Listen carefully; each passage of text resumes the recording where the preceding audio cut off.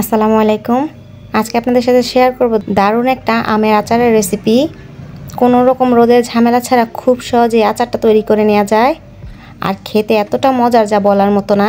অবশ্যই একবার ট্রাই করে দেখবেন। চলুন তাহলে দেখে নেওয়া যাক কীভাবে তৈরি করছি।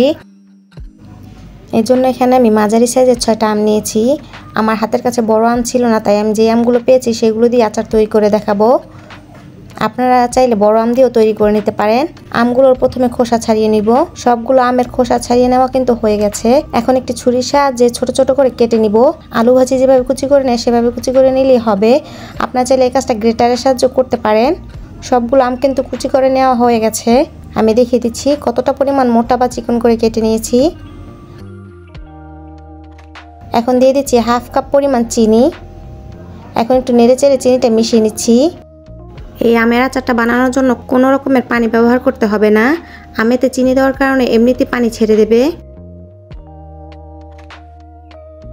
মিশিয়ে নেওয়া হয়ে গেলে এখন ঢাকনা দিয়ে ঢেকে রেখে দিব 1 ঘন্টার জন্য। 1 ঘন্টা পর ফিরছি। দেখতে পাচ্ছেন আমগুলো কতটা পরিমাণ কমে গেছে, আর যেই আমগুলোতে চিনি দিয়েছিলাম সেগুলো চিনিগুলো গলে কতটা পরিমাণ পানি বের হয়েছে। এতটুকু চিনির পানিতেই কিন্তু আমগুলো রান্না করা হয়ে যাবে। এখন ফ্রাই প্যানে দিয়ে দিচ্ছি 1 চামচের মতো 5 ফোড়ন। এখন অনবরত নেড়ে চেড়ে ভেজে নিব, তারপর বাটায় বেটে নিব। আমটা আমি একটা ফ্রাই প্যানে বসিয়ে দিয়েছি, অপেক্ষা করব বলক আসা পর্যন্ত। বলক চলে এসেছে। এ পর্যায়ে কিন্তু আমটা স্বচ্ছ হওয়া শুরু করেছে। চুলার আঁচটা মিডিয়াম করে দিয়েছি।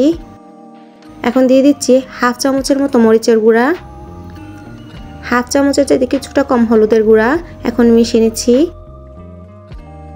টক খাবারে কিন্তু একটু ঝাল ঝাল হলে ভালো লাগে। এখন দিয়েছি হাফ চামচের মতো লবণ, আর যে 5 ফোড়নটা গুঁড়া করে রেখেছিলাম সেটা সম্পূর্ণ দিয়ে দিচ্ছি। এখন একটু মিশিয়ে নিব। এরপর যে আলতো হাতে মিশিয়ে নিতে হবে। এই পর্যায়ে কিন্তু বেশি নাড়াচাড়া করা যাবে না, তাহলে কিন্তু আমগুলো গলে যাবে। এভাবে আমের আচারটা তৈরি করলে খেতে কিন্তু অনেক ভালো লাগে। আর এভাবে তৈরি করলে 6 মাসের মতো সংরক্ষণ করতে পারবেন। আর সংরক্ষণ করার জন্য পানিটুকু ভালোভাবে শুকিয়ে নিতে হবে। প্রায় 5 থেকে 6 মিনিট জাল করার পর পানি প্রায় শুকিয়ে গেছে।